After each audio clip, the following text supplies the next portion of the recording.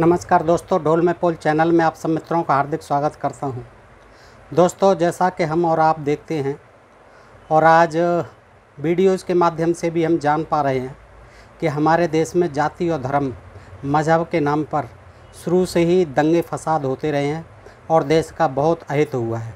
धर्म को काम जोड़ने का करना चाहिए तो धर्म जो है नफ़रत फैलाता है और तोड़ने का काम करता है। दोस्तों, ये आखिर ऐसा क्यों होता है और इसको हम कैसे धर्म कहें? जिस धर्म के आधार पर लोग जो है तमाम जातियों में, हज़ारों जातियों में बट गए, ऊंच नीच की भावना में बट गए, छुआछूत में बट गए और फिर आए दिन जो है हिंसक झगड़े होते हैं। धर्म और मज़हब के नाम पर ये हिंसक उपद्रव होना, लोगों का मारा जाना, ये दोस्तों बहुत ही दुखद बात है। ये धर्म का उद्देश्य, किसी मज़हब का उद्देश्य कतई नहीं हो सकता कि हम निर्दोषों का खून बहाएं। दोस्तों, मैं नहीं कहना चाहता कि आज देश के जो हालात हैं बहुत बुरे हालात हैं और इन हालातों में जो है हर हमारा भारतवासी जो है भयभीत है कि आखिर धर्म और मज़हब के नाम पर लोग किस तरह से मनुष्यों को एक जानवर की तरह, एक कीड़े मकोड़े की तरह मार देते हैं। दोस्तों, आज देश ही नहीं विदेश तक में जो है कन्हैया लाल जी का जो मर्डर हुआ, निरीह कन्हैया लाल जो कि टेलर मास्टर और अपना दर्जी का काम करके अपने परिवार का पालन पोषण कर रहा था, उसको जो है धर्म और मज़हब के आधार पर ही लोगों ने मार डाला। तो दोस्तों, हम यही कहना चाहेंगे अपने ढोल में पोल चैनल के माध्यम से कि दोस्तों, हमारा कोई भी धर्म, कोई भी मज़हब हमें आपस में लड़ना या द्वेष करना या नफ़रत करना या एक दूसरे को मारना, खून बहाना, ये कतई नहीं सिखाता है। दोस्तों, हमको भारतवासी होने के नाते, एक मनुष्य होने के नाते मनुष्य से प्रेम करना चाहिए, क्योंकि हम सब एक ही परमपिता की संतान हैं। तो हम सबको बगैर किसी भेदभाव के एक रहना चाहिए। दोस्तों, मैं इतना ही कहना चाहूँगा, ज़्यादा न कुछ करके। ज़्यादा आप देख ही रहे हैं कि इस देश के हालात क्या हैं। दोस्तों, देखिए, जब कोई अपना बिछुड़ता है, कोई अपना मरता है तो बड़ा दुख होता है, और जब स्वयं को भी मरना पड़ता है, किसी को मार के जब स्वयं को भी मरना पड़ता है तो उसे भी बहुत दुख होता है। दोस्तों, तो मैं यही निवेदन करूंगा ऐसे लोगों से कि जो धर्म के नाम पर और मज़हब के नाम पर आपस में नफ़रत फैलाते हैं, द्वेष फैलाते हैं और हिंसा करते हैं, वो प्रेम से रहें, भाईचारे से रहें। और जो हमारे धर्म मज़हब के बनाने वालों के, जो उनके संस्थापक थे, उनके जो विचार रहे थे, उन पर हम अमल करें। दोस्तों, महाभारत का युद्ध तो आपने सुना ही है। महाभारत के युद्ध में सर्वनाश हो गया, सारे लोग मर चुके हैं, सारे कौरव मर चुके हैं और युधिष्ठिर जो है राज कर रहे हैं, और धृतराष्ट्र और गांधारी भी शोकमग्न होकर युधिष्ठिर के शासन तले रहकर अपना जीवन यापन कर रहे हैं। वो कुछ खाते हैं, कुछ नहीं खाते हैं, यानी वायु पी कर ही, यानी वो उपवास रह कर ही अपने दिन काटते हैं। लेकिन एक दिन जो है भीमसेन और धृतराष्ट्र का अपमान करता है और उनको जो है और दुखी कर देता है। उनके जो है दुखती रग पर जो है मरम पर चोट पहुंचा देता है भीमसेन। तो वो बहुत दुखी हो जाते हैं और युधिष्ठिर से कहते हैं कि भाई, अब हमारा जो है अंतिम समय है, हमको वन जाने की इच्छा है, वहीं हम अपना तप करेंगे और वन में जीवन बिताएंगे। तो देखिए, युधिष्ठिर के सामने प्रस्ताव रखता है और युधिष्ठिर मान जाते हैं और फिर जो है वो गांधारी और कुंती के साथ वन को चले जाते हैं। दोस्तों, इसमें एक बात विचारण ये हो जाती है कि चलो, धृतराष्ट्र का और गांधारी का तो साथ जाना वाजिब था, ठीक था, लेकिन कुंती जो है उनके साथ क्यों गई वन को, ये दोस्तों देखते हैं हम। ये बड़ा रोचक प्रसंग है। इसमें है आश्रम वार्षिक पर्व है ये महाभारत में। तो गांधारी सहित धृतराष्ट्र वन में जाने के लिए तैयारी करते हैं। युधिष्ठिर का शोक किस तरह से है दोस्तों, आइए देखते हैं। ये बड़ा रोचक प्रसंग है, इसे आप पूरा सुनें। दोस्तों, कि वैशंपायन जी कहते हैं, जन्मेजय राजा युधिष्ठिर और धृतराष्ट्र में जो पारस्परिक प्रेम था, उससे राज्य के लोगों ने कभी कोई अंतर आता नहीं देखा था। पूर्ववत ही प्यार था धृतराष्ट्र में और राजा युधिष्ठिर में। परंतु भीमसेन गुप्त रीति से धृतराष्ट्र को अप्रिय लगने वाले काम किया करते थे। वे अपने द्वारा नियुक्त किए हुए पुरुषों से उनकी आज्ञा भी भंग करा दिया करते थे। एक दिन की बात है, भीमसेन अमरस में भरकर, घमंड में भरकर धृतराष्ट्र और गांधारी को सुनाते हुए अपने मित्रों के बीच में इस प्रकार कठोर वचन कहने लगे। भाइयों, मेरी भुजाएं पर्ग के समान सुदृढ़ हैं। मैंने ही उस अंधे राजा के समस्त पुत्रों को यमलोक का अतिथि बनाया है। देखो ये हैं मेरे दोनों भुजदंड, जो पर्ग को भी मात करने वाले और दुर्धर्ष हैं। इन्हीं के बीच में पड़कर धृतराष्ट्र के पुत्रों का संहार हुआ है। भीमसेन की यह कांटों के समान कसक पैदा करने वाली बात सुनकर राजा युधिष्ठिर को बड़ा खेद हुआ। समय के उलटफेर को समझने और समस्त धर्मों को जानने वाली बुद्धिमती गांधारी देवी ने भी इन कठोर वचनों को सुना था। उस समय तक उन्हें राजा युधिष्ठिर के आश्रम में रहते 15 वर्ष व्यतीत हो चुके थे। 15 वर्ष तक रह चुके थे। उस दिन भीमसेन के वचन रूपी बाणों से व्यथित होकर धृतराष्ट्र को बड़ा दुख हुआ, किंतु युधिष्ठिर को इस बात की जानकारी न हो सकी। अर्जुन, कुंती, यशस्विनी द्रौपदी और धर्म को जानने वाले नकुल, सहदेव, ये सब लोग धृतराष्ट्र के मनोअनुकूल ही बर्ताव करते थे, कभी कोई अप्रिय बात नहीं कहते थे। तदनंतर धृतराष्ट्र ने अपने सुहृदों को बुलाकर उनका पूर्ण सम्मान किया और आँखों में आंसू भरकर गदगद वाणी में कहा, मित्रों, आप लोगों को यह मालूम ही है कि कौरवों का नाश किस प्रकार हुआ है। यह सब मेरे ही अपराध का फल है। दुर्योधन की बुद्धि में दुष्टता भरी थी। वह अपने जात भाइयों का भय बढ़ाने वाला था, तो भी मैं इतना मूर्ख हूँ कि मैंने उसे कौरवों के राजपद पर अभिषिक्त कर दिया। भगवान श्री कृष्ण की अर्थभरी बातें भी मैंने अनसुनी कर दी। पुत्र के स्नेह से मेरी बुद्धि मारी गई थी। उस अवस्था में मनीषी पुरुषों ने मुझे यह हितकारक बात सुझाई थी कि दुष्ट बुद्धि पापी दुर्योधन को उसके मंत्रियों सहित मार डालना चाहिए, किंतु मैंने ऐसा नहीं किया। विदुर, भीष्म, द्रोण, कृपाचार्य और भगवान व्यास ने तो मुझे पद पद पर नेक सलाह दी। संजय और गांधारी ने भी बहुत समझाया, परंतु मैंने किसी की भी बात पर ध्यान नहीं दिया। पश्चाताप करते हैं इस प्रकार धृतराष्ट्र। इससे मुझे बड़ा पश्चाताप हो रहा है। महात्मा पांडव गुणवान थे, तथापि उनके बाप दादों की संपत्ति भी उन्हें लौटा कर न दे सका। इस तरह मेरी की हुई हजारों भूलें मेरे हृदय में संचित हैं, जो इस समय कांटे के समान कसक रही हैं। विशेषतः आज 15 वर्षों के बाद मेरी आंखें खुली हैं। मैं अपने किए हुए पाप की शुद्धि के लिए नियम पूर्वक रहकर कभी चौथे और कभी 8वें समय केवल भूख मिटाने की इच्छा से ही अन्न ग्रहण करता हूँ। इस बात को केवल गांधारी ही जानती है। अन्य सब लोगों को यही मालूम है कि मैं प्रतिदिन पूरा भोजन करता हूँ। युधिष्ठिर के भय से ही लोग मेरे पास आया करते हैं। मैं नियम पालन के बहाने मृगछाला पहनकर कुशासन पर आसीन हो जप में लगा रहता हूँ और भूमि पर शयन करता हूँ। यशस्विनी गांधारी देवी का भी यही हाल है। हम दोनों के 100 पुत्र मारे गए हैं, किंतु उनके लिए मुझे दुख नहीं है, क्योंकि वे क्षत्रिय धर्म को जानते थे और उसके अनुसार ही उन्होंने युद्ध में प्राण त्याग दिया है। अपने सुहृदों से ऐसा कहकर धृतराष्ट्र राजा युधिष्ठिर से बोले, कुंती नंदन, तुम्हारा कल्याण हो। मेरी यह बात सुनो। तुम्हारे द्वारा पालित होकर मैंने यहाँ बड़े सुख से दिन बिताए हैं, बड़े बड़े दान किए हैं, दान दिए हैं और अनेकों बार श्राद्ध कर्म का अनुष्ठान किया है।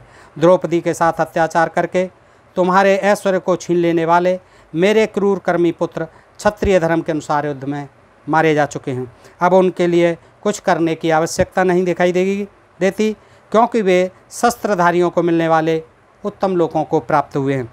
अब तो मुझे और गांधारी को अपने हित के लिए पुण्य कर्म का अनुष्ठान करना है, अतः इसके लिए तुम हमें अनुमति दो। तुम्हारी अनुमति मिल जाने पर मैं वन में चला जाऊंगा और वहाँ गांधारी के साथ चीर एवं बलकल वस्त्र धारण करके तुम्हें आशीर्वाद देता हुआ निवास करूंगा। वन में वायु पीकर अथवा उपवास करके रहूँगा और अपनी पत्नी के साथ कठोर तपस्या करूँगा। बेटा, तुम भी उस तपस्या के उत्तम फल के भागी बनोगे, क्योंकि तुम राजा हो और राजा अपने राज्य के भीतर होने वाले भले बुरे सभी कर्मों के फलभागी होते हैं। युधिष्ठिर बोले, महाराज आप वहाँ रहकर इस प्रकार दुख उठा रहे थे, आप यहाँ रहकर इस प्रकार दुख उठा रहे थे, यह जानकर अब इस राज्य से मुझे तनिक भी प्रसन्नता नहीं होती। मुझ दुर्बुद्धि को धिक्कार है। मैं इतना प्रमादी और राज्य में आसक्त हूँ कि आज तक मुझे और मेरे भाइयों को यह पता ही नहीं लगा कि आप दुख से पीड़ित और उपवास करने के कारण अत्यंत दुर्बल होकर पृथ्वी पर शयन करते हैं। ओह, आपने अपने विचारों को छिपाकर मुझ मूर्ख को अब तक धोखे में ही डाल रखा था, क्योंकि पहले मुझे यह विश्वास दिला कर के मैं सुखी हूँ, आप आज तक यह दुख भोगते रहे, यानी उपवास करते रहे, भूखे मरते रहे। इस राज्य से, इन भोगों से, नाना प्रकार के यज्ञों से अथवा इस सुख सामग्री से मुझे क्या लाभ हुआ, जबकि मेरे ही पास रहकर आपको इतने दुख उठाने पड़े। आप ही मेरे पिता, माता और परम गुरु हैं। आपसे विलग होकर हम कहाँ रहेंगे। ये युयुत्स आपके औरस पुत्र हैं, इनको या और किसी को जिसे आप उचित समझते हो राजा बना दीजिए, अथवा स्वयं इस राज्य का शासन कीजिए, मैं ही वन को चला जाऊंगा। पिताजी, मैं पहले से ही अपयश की आग में जल चुका हूँ। अब आप भी मुझे न जलाइए। राजा मैं नहीं, आप हैं। मैं तो आपकी आज्ञा के अधीन रहने वाला सेवक हूँ। फिर मैं आज्ञा कैसे अनुमति दे सकता हूँ। दुर्योधन के अपराधों के कारण हम लोगों के हृदय में तनिक भी क्रोध नहीं है। जो कुछ हुआ है वैसी ही होनार थी। जैसे दुर्योधन आदि आपके पुत्र थे, उसी प्रकार हम भी हैं। मेरे विचार से गांधारी और कुंती में कोई अंतर नहीं है। यदि आप मुझे छोड़कर चले जाएंगे तो मैं अपनी सौगंध खाकर सत्य कहता हूँ, मैं भी आपके पीछे पीछे चल दूँगा। आपके न रहने पर यह धन धान्य से परिपूर्ण समुद्र पर्यंत पृथ्वी का राज्य भी मुझे प्रसन्न नहीं रख सकता। महाराज, यह सब कुछ आपका ही है। मैं आपके चरणों पर मस्तक रखकर प्रार्थना करता हूँ कि आप प्रसन्न हो जाइए। हम सब लोग आपके अधीन हैं। यदि सौभाग्यवश मुझे आपकी सेवा का अवसर मिलता रहा तो मेरी मानसिक चिंता दूर हो जाएगी। धृतराष्ट्र बोले, बेटा, अब मेरा मन तपस्या में ही लग रहा है तथा जीवन की अंतिम अवस्था में वन को जाना हमारे कुल के लिए उचित भी है। भीमसेन की बात जो बहुत खटक गई और वे हर हालत में जो है वन को जाने की ठान लेते हैं और कहते हैं कि मैं दीर्घकाल तक यानी 15 साल तक तुम्हारे पास रह चुका और तुमने भी बहुत दिनों तक मेरी सेवा शुश्रूषा की। अब मेरी वृद्धावस्था आ गई, अब तो मुझे वन में जाने की अनुमति मिलनी ही चाहिए। तो दोस्तों, इस प्रकार जो है वो हठ करते हैं वन में जाने की। तो धृतराष्ट्र के ऐसा कहने पर कुंती नंदन युधिष्ठिर ने बड़े स्नेह के साथ उनके समस्त अंगों पर धीरे धीरे हाथ फेरा। उनके स्पर्श से धृतराष्ट्र के शरीर में नूतन प्राण सा गया। मूर्छित हो गए थे ये कहते कहते, तो उनको जो है वो आ गया, चेतना आ गई उनकी। व्यास जी ने कहा, युधिष्ठिर महातेजस्वी धृतराष्ट्र, व्यास जी समझाते हैं युधिष्ठिर को कि महातेजस्वी धृतराष्ट्र जो कुछ कह रहे हैं वैसा ही करो, इसके लिए कुछ विचार न करो। अभी ये बूढ़े हो गए हैं, विशेषतः इनके सभी पुत्र नष्ट हो चुके हैं। मेरा ऐसा विश्वास है कि अभी इस कष्ट को अधिक काल तक यहाँ रहकर नहीं सह सकेंगे। सौभाग्यवती गांधारी परम विदुषी है, इसीलिए यह महान पुत्र शोक को धैर्यपूर्वक सहती चली आ रही है। इस समय मैं भी तुम्हें यही सलाह देता हूँ, मेरी बात मानो और राजा धृतराष्ट्र को वन में जाने की अनुमति दे दो, नहीं तो यहाँ रहने से इनकी व्यर्थ मृत्यु होगी। तुम इन्हें मौका दो जिससे ये प्राचीन राजऋषियों के पथ का अनुसरण कर सकें। संपूर्ण राजऋषिगण जीवन के अंतिम भाग में वन का ही आश्रय लेते आए हैं। दोस्तों, इस प्रकार जो है वो अनुमति दे देते हैं फिर युधिष्ठिर विवश होकर के। और वैशंपायन जी सुनाते हैं कि तदनंतर 11वें दिन प्रातःकाल गांधारी सहित धृतराष्ट्र ने वन जाने की तैयारी करके पांडवों को बुलाया और उनका यथावत अभिनंदन किया। उस दिन कार्तिकी पूर्णिमा थी। उन्होंने वेद के पारंगत विद्वानों से यात्रा कालोचित स्टी करवाकर बलकल और मृगचर्म धारण किया और अग्निहोत्र को आगे करके वे राजमहल से बाहर निकले।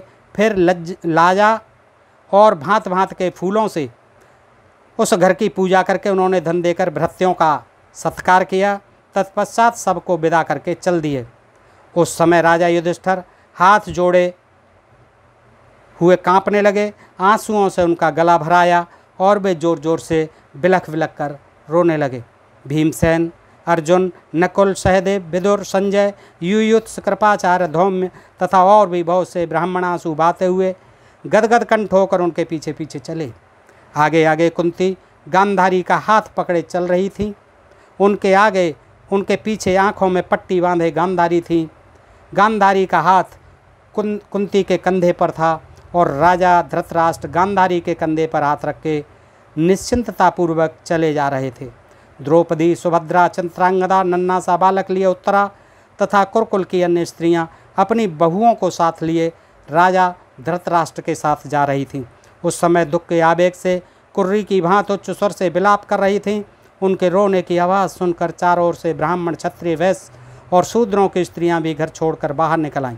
जिन रमणियों ने कभी बाहर आकर सूर्य और चंद्रमा तक को नहीं देखा था, वे ही कौरवराज धृतराष्ट्र के वन में प्रस्थान करते समय शोक से व्याकुल होकर खुली सड़क पर आ गई थी। तदनंतर राजा धृतराष्ट्र वर्धमान नामक द्वार से होते हुए हस्तिनापुर नगर से बाहर निकले। वहां पहुंचकर उन्होंने बारंबार आग्रह करके अपने साथ आए हुए जनसमूह को विदा किया।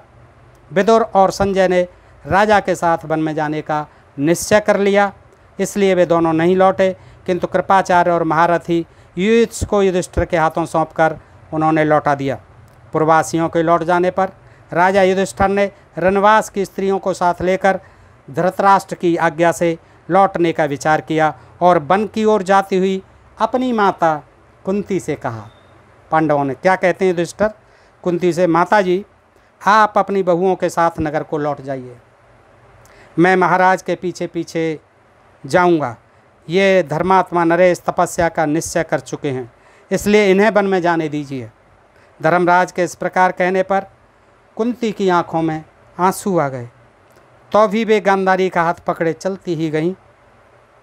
जाते जाते ही उन्होंने युधिष्ठिर से कहा, महाराज तुम सहदेव की कभी उपेक्षा न करना। कुंती ने कहा, तुम सहदेव की कभी, माद्री के पुत्र थे सहदेव, तुम सहदेव की कभी उपेक्षा न करना। ये मेरे और तुम्हारे परम भक्त हैं, संग्राम में कभी पीठ न दिखाने वाले, और अपने भाई कर्ण को भी सदा याद रखना। ये भी हिदायत दे रही है। ये बड़ी कसक थी कुंती के दिमाग में उस समय। कर्ण का जिस तरह से वध हुआ, जिस तरह से मारा गया कर्ण को, उस तरह से वो उनको याद दिलाती हुई कहती हैं कि अपने भाई जो उस कर्ण को मारा जा चुका है महाभारत के युद्ध में, उसको याद रखना। संग्राम में कभी पीठ न दिखाने वाले अपने भाई कर्ण को भी सदा याद रखना, क्योंकि मेरी ही दुर्बुद्धि के कारण वह वीर युद्ध में मारा गया। ये पश्चाताप करती है कुंती और इसीलिए उनके साथ जाती है। बेटा मुझ अभागिनी का हृदय निश्चय ही लोहे का बना हुआ है, तभी तो आज कर्ण को न देखकर इसके सैकड़ों टुकड़े टुकड़े नहीं हो जाते। आज कर्ण को न देखकर इस लोहे के हृदय के टुकड़े टुकड़े नहीं हो जाते। लोहे का बना हुआ है मेरा हृदय। इस तरह से कर्ण के प्रति बहुत ममता थी और उनको वेदना थी कि किस तरह से कर्ण को घेर करके मारा था, अनीति से मारा गया था। तो कुंती जो है साथ चलने का निश्चय जो है अपना टालती नहीं और चल देती हैं। तुम अपने भाइयों के साथ उसके लिए दान पुण्य करते रहना। मेरी बहू द्रौपदी का भी सदा प्रिय करना। भीमसेन, अर्जुन और नकुल का हमेशा ख्याल रखना। आज से कुरुकुल का भार तुम्हारे ही ऊपर है। अब मैं वन में गांधारी के साथ रहकर तपस्या करूंगी और अपने इन सास ससुर के चरणों की सेवा में लगी रहूंगी। दोस्तों, जिस प्रकार से राम सीता के साथ लक्ष्मण जी चल दिए थे और चले गए थे वहाँ उनकी सेवा के लिए, ऐसे ही देखिए कितना त्याग है कुंती का कि वो राज मिल गया, सारी चीज़ें हो गई, उन्हीं का युधिष्ठिर जो है राज कर रहा है बेटा, लेकिन उसको जो है ठुकरा करके वो भी धृतराष्ट्र और गांधारी के साथ इस तरह से साथ चली गई हैं।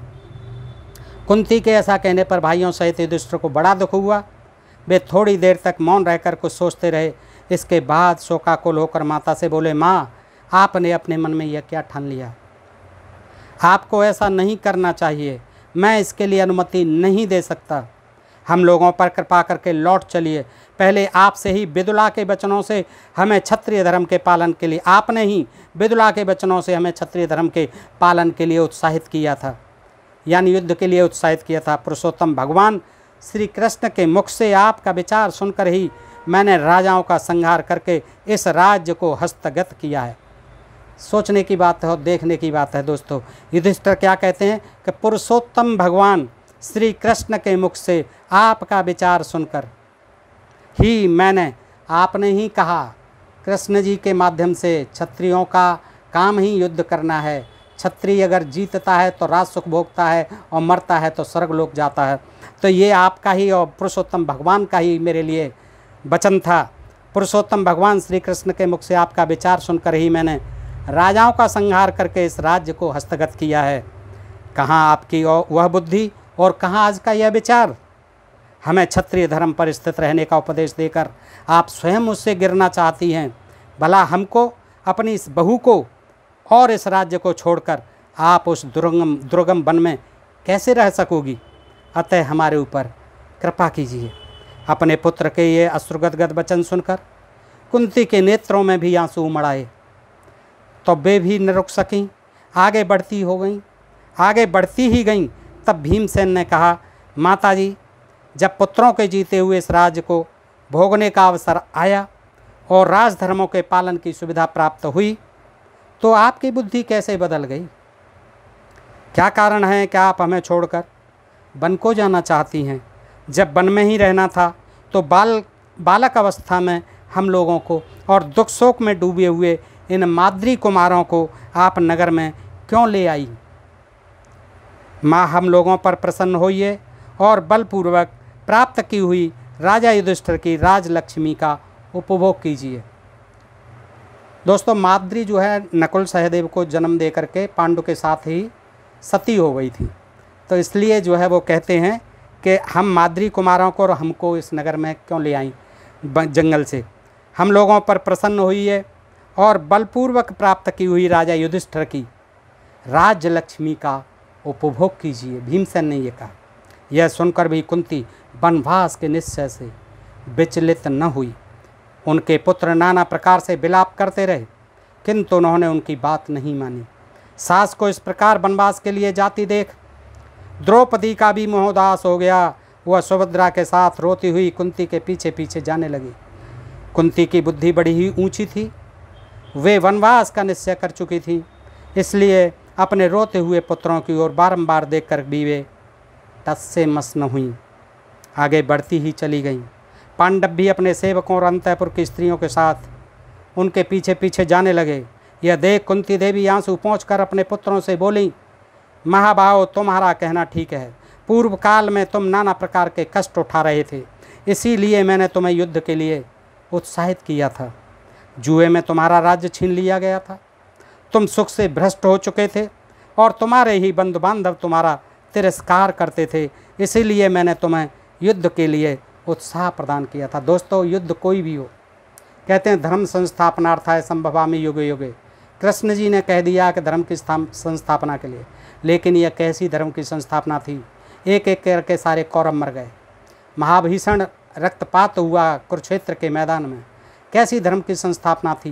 कैसा ये धर्म युद्ध था दोस्तों, जिसका पश्चाताप अब कर रहे हैं। धृतराष्ट्र गांधारी वन को जा रहे हैं, साथ में कुंती भी अपना पश्चाताप कर रही हैं और क्या कहती हैं आगे अपने पुत्रों से, जुए में तुम्हारा राज्य छीन लिया गया था, तुम सुख से भ्रष्ट हो चुके थे और तुम्हारे ही बंधु बांधव तुम्हारा तिरस्कार करते थे, इसीलिए मैंने तुम्हें युद्ध के लिए उत्साह प्रदान किया था।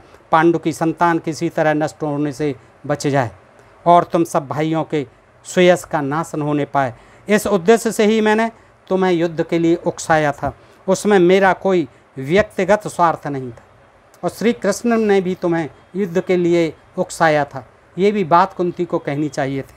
मैं अपने स्वामी महाराज पांडु के विशाल राज्य का सुख भोग चुकी हूँ, बड़े बड़े दान और विधिवत सोमपान भी कर चुकी हूँ। देखिए, सोमपान का भी कहती हैं वो, बड़े बड़े दान और विधिवत सोमपान भी कर चुकी हूँ।